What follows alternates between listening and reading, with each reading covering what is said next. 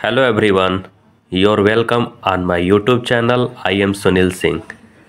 आज हम trigonometry problem पर ट्रिक 3 सीखेंगे, जहाँ पे हमारा कोई प्रॉब्लम रहेगा इन bracket sine theta cos theta to power n, और इसके लिए आपसे कहा जाएगा मैक्सिमम और मिनिमम वैल्यू फाइंड करिए।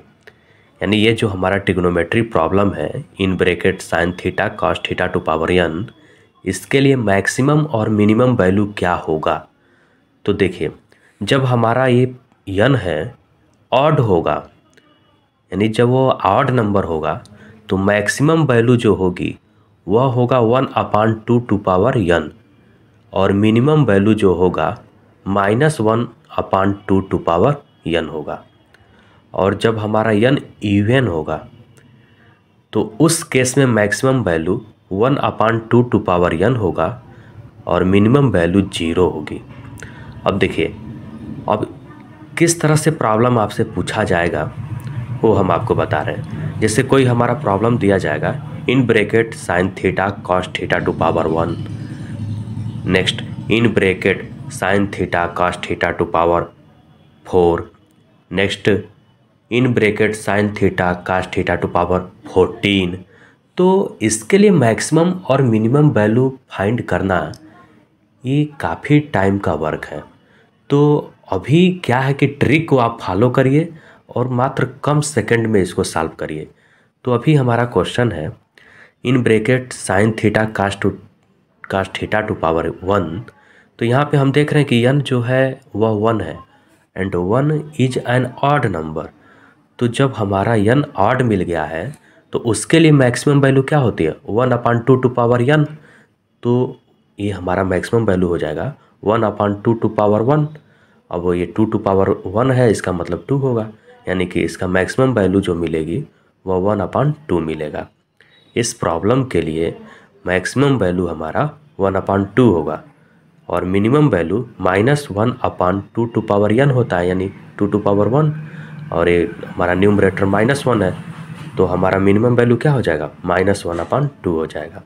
यानी इस प्रॉब्लम के लिए मैक्सिमम वैल्यू 1/2 और मिनिमम वैल्यू -1/2 होगा।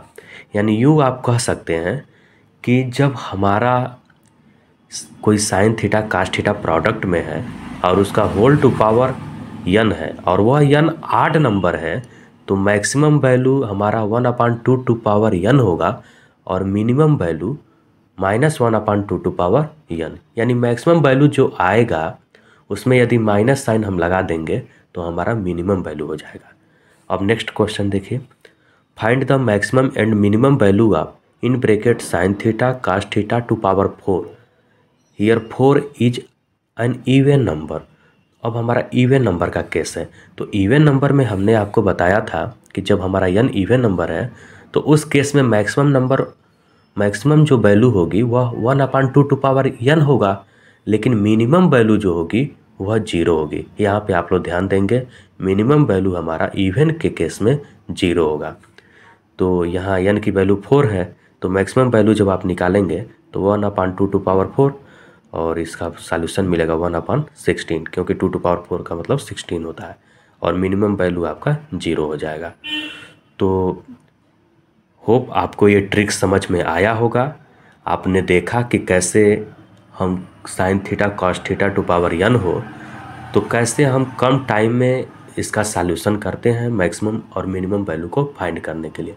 इसका प्रयोग आप डिफरेंट कॉम्पिटिटिव एग्जाम में, जैसे NDA हो, CDS हो, IIT JEE हो, फिर कोई यूनिवर्सिटी का एंट्रेंस एग्ज़ाम हो रहा है BSc के लिए, वहाँ पर भी इसको कर सकते हैं, TGT के लिए भी कर सकते हैं, और बोर्ड एग्ज़ाम से यदि MCQ प्रॉब्लम पूछा गया है तो उसमें भी इसको आप अप्लाई कर सकते हैं। तो इस ट्रिक को आपने सीखा। नेक्स्ट ट्रिक सीखने के लिए आप चैनल को सब्सक्राइब कर लीजिए। एक छोटा सा प्रयास आपको हमें काफ़ी आगे ले जाएगा। Thank you.